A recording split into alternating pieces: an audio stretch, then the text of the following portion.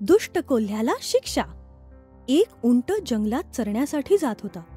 तिथे राहणारा एक दुष्ट कोल्हा त्याला पाहून रोज विचार करायचा की ह्याला कसं बरं फसवता येईल.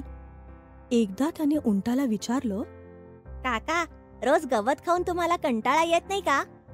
उंट म्हणाला, बेटा, माझ्या नशिबात गवत खाणंच आहे. या जंगलात दुसरं तरी काय उगवणार. तेव्हा कोल्हा म्हणाला, मी तर दररोज जवळच्या शेतात जातो आणि तिथे गाजर, मुळा, काकडी, भोपळा खातो. तिथल्या भाज्या आणि फळं खूप रसाळ आणि ताजी असतात.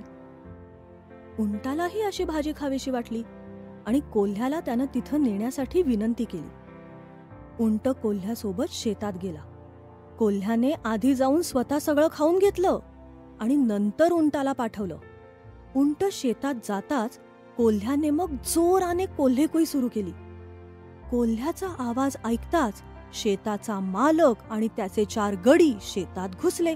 त्यांना पाहताच कोल्ह्याने जोरात धूम ठोकली आणि जंगलात पळून गेला. पण बिचारा उंट पळता न आल्यामुळे तिथेच अडकून पडला. शेतकऱ्यांनी उंटाला बेदम मारहाण केली. त्याला मार खाताना बघून कोल्ह्याला खूप आनंद झाला. ह्या गोष्टीला काही दिवस गेले.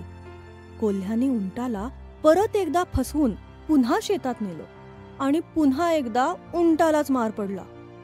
दरवेळी आपल्यालाच मार पडतो ही गोष्ट आता उंटाच्या लक्षात आली आणि त्याने कोल्ह्याची खोड मोडायचं ठरवलं. काही दिवसांनी मोठा पाऊस झाला आणि जंगलामध्ये पाणीच पाणी झालं. चिखल आणि दलदलीमधून छोट्या प्राण्यांना बाहेर काढण्याची जबाबदारी सिंहाने उंटावर सोपवली. उंटाने सगळे प्राणी बाहेर नेऊन सुरक्षित ठिकाणी सोडले. मात्र जेव्हा कोल्ह्याची वेळ आली तेव्हा उंटाने मुद्दामच जास्त खोल पाण्यात नेऊन डुबकी मारली. कोल्हा पाण्यात बुडून मरण पावला. तात्पर्य, करावे तसे भरावे. जो जसं पेरतो तसंच फळ त्याला प्राप्त होतं.